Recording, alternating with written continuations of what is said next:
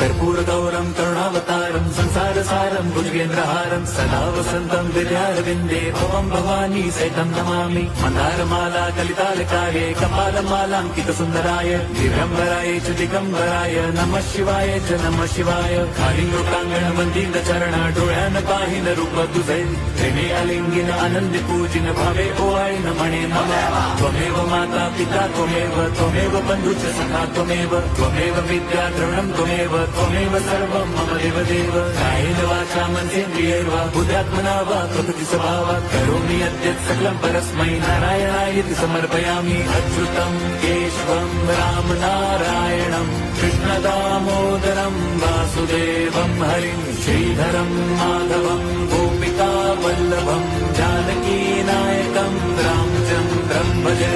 Hare Ram